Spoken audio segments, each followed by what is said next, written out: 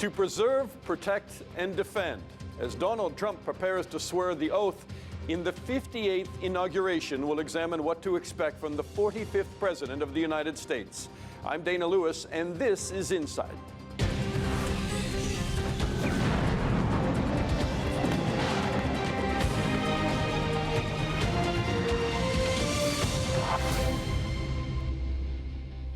Welcome to Inside. Final preparations underway in Washington for the inauguration of the 45th President of the United States, Donald Trump. When he makes his address to the American people and the watching world, he will be following in a tradition that started with George Washington. But many people view Donald Trump as anything but traditional. And before we discuss what he might do in his first 100 days, I've been looking back at what we've learned from the past 73 days since his election victory.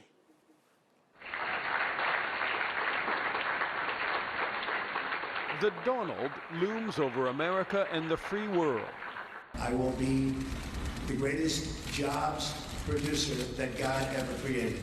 Don't be rude. In his first post-election news conference, combative. I'm not going to give you a question. You are fake news. His refusal to take a CNN question because of stories on the so-called dossier that suggests Russia has compromising sexual material on Trump during a stay in Moscow. Quiet. Quiet. And controversial, accusing U.S. intelligence agencies of being behind the leak. I think it was disgraceful that the intelligence agencies allowed any information that turned out to be so false and fake out. I think it's a disgrace. And I say that, and that's something that Nazi Germany would have done and did do. But as president, Trump will have to rely on those intelligence agencies at critical moments. For example, is North Korea about to launch a nuclear missile? He will walk around like a bull in a china shop and say, it's what I want to do, and I'm the president, and let's do it.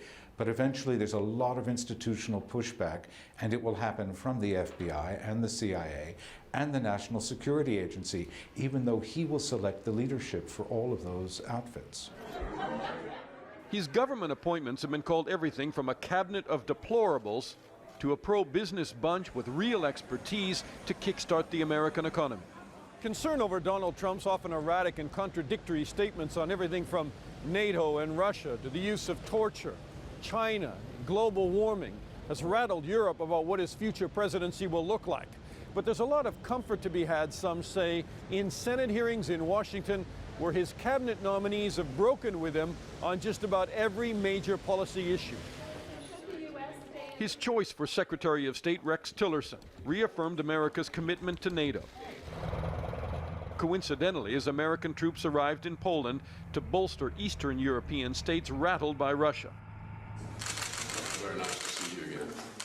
And he stopped short of calling Russian President Putin a war criminal, but clearly said he's no friend of America. Russia today poses a danger, but it is not unpredictable in advancing its own interest.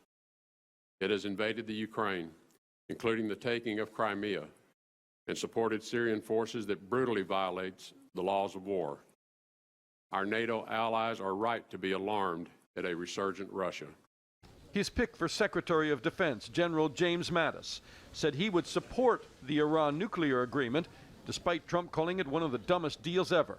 It is an imperfect arms control agreement. It's not a friendship treaty. But when America gives her word, we have to live up to it. Do you solemnly swear to give the committee the truth, the full truth? And Trump's pick for the CIA, Mike Pompeo, vigorously stood up for the intelligence community Trump has so openly attacked.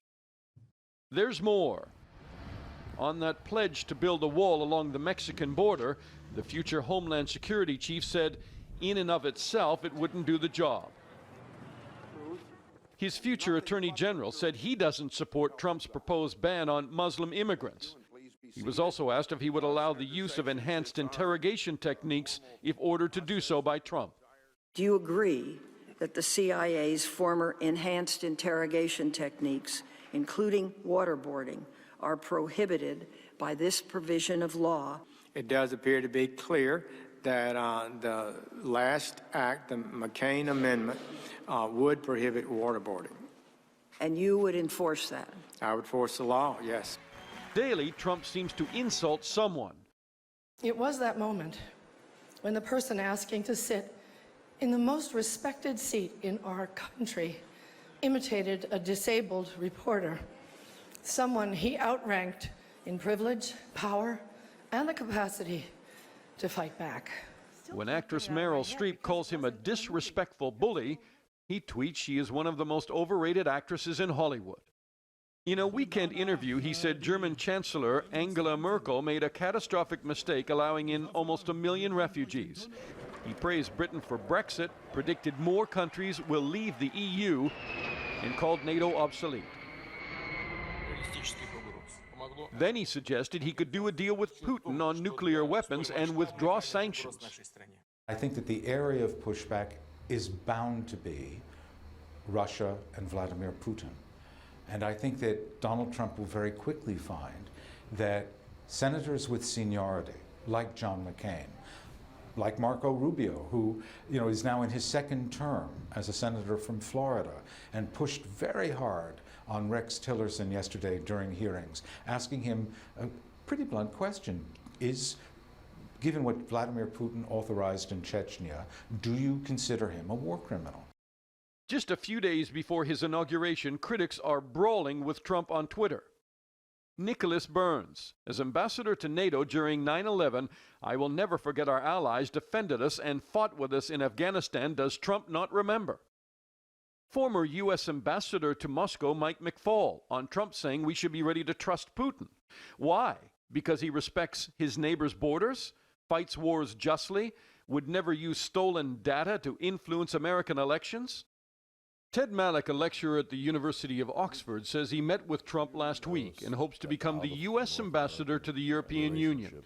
He told me he believes the EU will come apart. Do you think it will come apart? I do. People do not want a supranational bureaucracy dictating, either in a judicial or in a political sense, their future. They'd rather devolve those powers to their own national capitals. His comments about NATO, saying once again that NATO is obsolete, has rattled a lot of people in the alliance. Does that mean that he wants to do away with the alliance? It needs to focus its attention more and more on terrorism and less on some other things that it did in the immediate post-Cold or Cold War period. So I think that's where he's going. But many NATO members think Russia is the biggest threat, and redirecting the alliance will be a big debate. Like so many other critical questions, the Donald will get an earful from even his own cabinet on the right road to travel if his quest is indeed to make America great again. To discuss a Donald Trump presidency, I am joined by Stacey Hilliard, who is a U.S. political commentator, and also Eliza Gray, who is the associate editor at news analysis magazine Newsweek.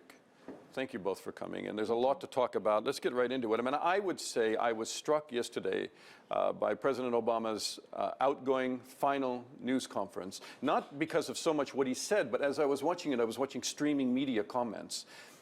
You got both, good riddance, and we're going to miss you a lot. We loved you. You were a great president. But also, so many comments, one after another, about fear of a Trump presidency. What's your take on that? Well, I think we've been hearing this for the last several months, ever since the election results came in, but even before that, when Donald Trump became the nominee. And I think that the people who've been criticizing him will continue to criticize him throughout his presidency. This will be something that he has to contend with and his administration has to contend with. But I think from the fear side, I think people need to realize that our republic is very strong. The Constitution is in place. We do have the checks and balances from the Congress, the Senate, the Supreme Court. He is not an all-powerful being as the president. And I think people have forgotten that over this course of the election. Are you struck by the amount of fear? I mean, I've never seen it in an incoming president where people are really worried about everything from world peace to the state of the nation, and they fear Trump. Yeah, well, what's been unusual is that Donald Trump has not actually done what most incoming presidents do during this period between election and inauguration, which is to reach out to try to unify Americans. Donald Trump has come out actually just attacking his opponents. It's almost as if he doesn't know that he's won, as if he thinks that he's still fighting. And that's just really unusual, and I think it has played into his unusually low approval rating numbers going in. I think he's at 44%, which is lower than George W. Bush, who was at 61% when he came in. I want to talk about that in a moment, a little bit longer. But I mean, in the first news conference that we have from Donald Trump since being elected, he attacks his intelligence agencies. And then now there has been Twitter comments going back and forth. Brennan has spoken out, and also Trump has said, you know, maybe Brennan was the leak. I mean, that can't play out well when you're already at war with your intelligence agencies from the beginning. No, it can't. And I think that what he will possibly find the hard way is that his words, his tweets actually have repercussions. There's consequences to them. And he might find that by markets actually move or by policymakers actually start banding against him. I think he knows that and wants it, though.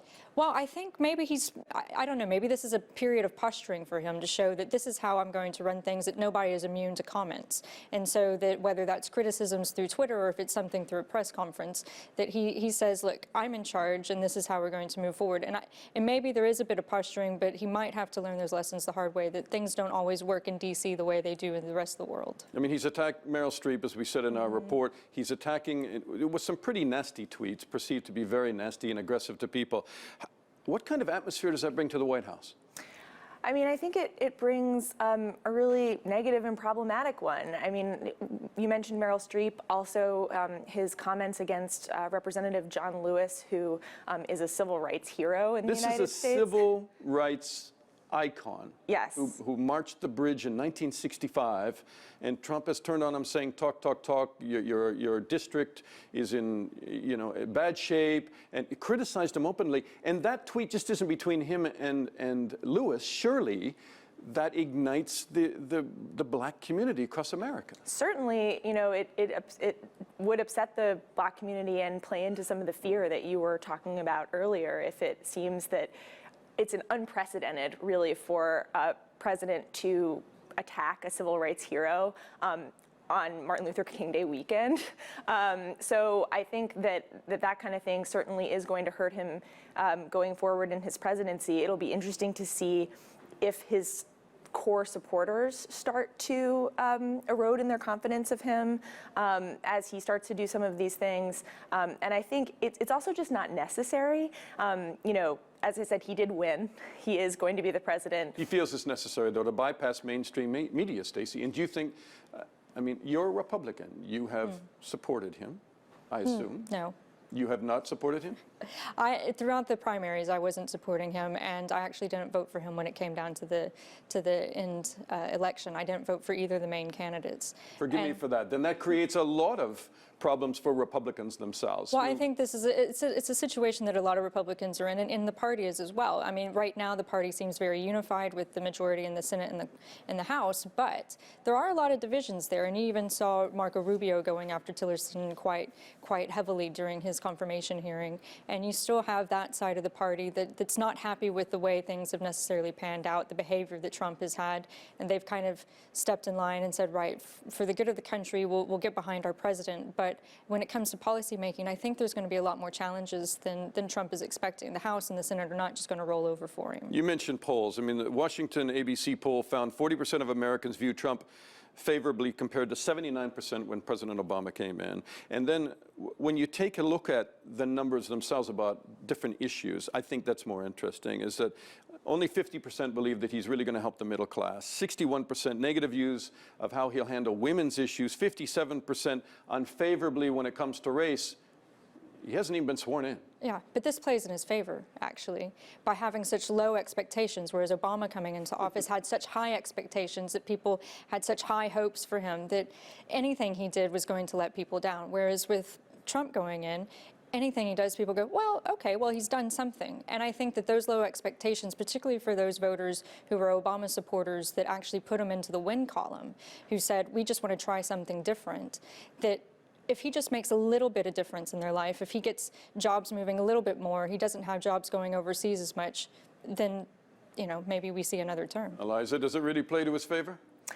I don't know if I necessarily agree with that, just because I think that if he continues to upset people in the way he has during this period, which actually should be a higher period of goodwill, I think he'll have trouble with Congress. So if it looks like, you know, there are, I think, 20 or so Republicans in Congress who won in districts that he lost, and if he doesn't if he continues to not look good in the numbers, I think it could make them less willing to go with his agenda. So I think it could be harder for him to pass legislation. All right, we're going to continue it after this. This is Insight. Coming up, we'll continue our discussion of what Donald Trump will do in office.